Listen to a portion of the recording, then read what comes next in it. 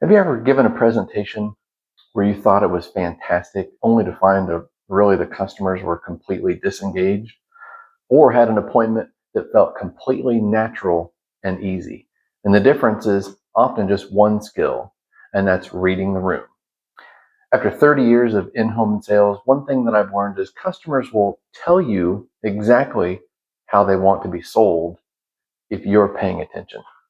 Hey everybody, my name's Brent. Welcome back to the In-Home Sales Expert.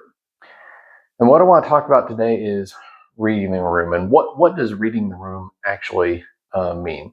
Most sales reps think that it's some sort of magical instinct, but it's really not. It's just paying attention to certain things like personalities, energy levels, body language, decision-making styles, emotional cues, paying attention and learning what kind of the vibes customers are giving you are super, super important.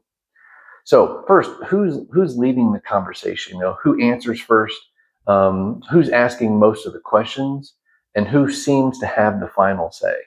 But one thing that a lot of people make the mistake is don't ignore the quieter person.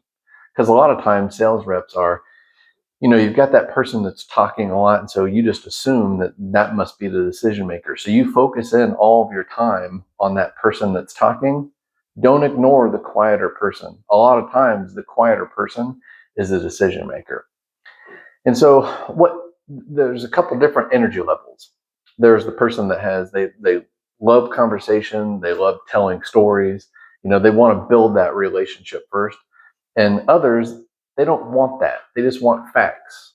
They just want the information, get to the point. And your presentation needs to kind of match that. So if you've got an example would be, if you've got maybe an older lady that just wants to sit down and chat with you, right? Well, your presentation can match that. Tell stories, talk to her a while, get her involved, and then your presentation can flow through that and you can spend more time. If someone is, just wants to get to the facts and straight to the point, your presentation needs to match that. No more storytelling, right? You're just going to get into your presentation that's going to match that. Are your customers looking for education or validation, right? So a lot of customers, especially, and this is a super important point. A lot of customers have, and maybe most customers, I would say over 30 years, the majority of my customers they have very little knowledge. They know what they need and they know what they want, but they don't know much about the product. They need knowledge, they need guidance, right? And then there's the other type of customer who's done all the research. They've over-researched it. They've went down the wormhole. All they're looking for is validation. Am I in the right place? Am I understanding exactly what's going on? Those are the two types of customers.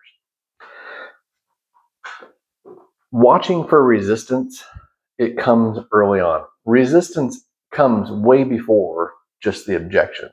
For instance, if you're starting and sometimes that resistance happens later on in the appointment. Sometimes maybe they start out kind of engaged, but then as you start going through your presentation, maybe something doesn't click, and they're kind of sitting back and crossing their arms, looking away, checking their phones. They're not engaged, right? Don't push through that. You don't want to push through it. You want to address it and ask questions. If someone starts to get not engaged and they are showing those signs of resistance, I'll slow down, not speed up and push through the presentation. I want to slow down and start asking more questions. Now, sometimes it's hard. Sometimes customers just don't want to be engaged and they are not, excuse me, no matter what, they're just going to give one-word answers, right? But if that's the case, what I'm trying to do is I want to address that and ask as many questions as I can. They may not do it, but keep asking those questions, even if you're getting one-word answers, to help keep them engaged. But don't just push through. That's a horrible mistake. Also, paying attention to what customers are looking for, right? They're going to give you hints. Are they looking for price? Are they looking for aesthetics, energy efficiency? Are they looking for maintenance free or security? They're going to give you what they're looking for. They may not say it in those words, but they're going to give you what they're looking for. Your job is to listen, understand what they're looking for, and then hone in on that and really spend more time on what matters to them and less time on the things that don't. Even though those things that they don't really pay attention to or they don't matter to them, even though those may be in your presentation, you can go through them, but just spend less time on them. If I know that a customer's number one, um, what they're looking for is aesthetics, then I'm not necessarily going to go over maintenance free options. I'll talk about different things, but I'm not going to focus that. I want to focus on things that is really what they're looking for. Some of the biggest mistakes people try to make and sales reps try to make is they try to have the same presentation for all their customers. But the best reps are flexible and they adapt to what their customers are explaining to them and kind of giving them hints of what they're looking for. And then you can read the room and you meet your customers at that level and you give them a presentation that matches what they're looking for.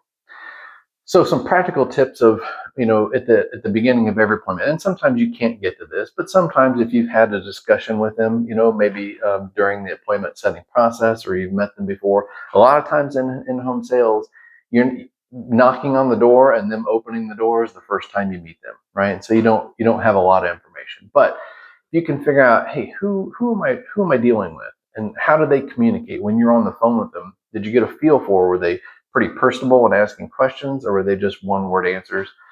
And what do they care about when they are setting the appointment?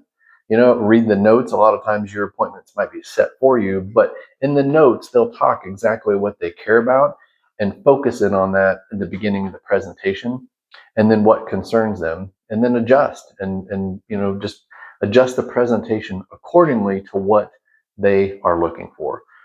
Reading the room isn't a trick. It's just simply paying attention. And the better you understand your customer, then the less resistance you're going to get and the more they're going to trust you. And it's going to help them make a decision. After 30 years of in-home sales, I found that customers will often tell you what they're looking for, but most salespeople just aren't paying attention. So remember, build trust, lower resistance, and close with credibility.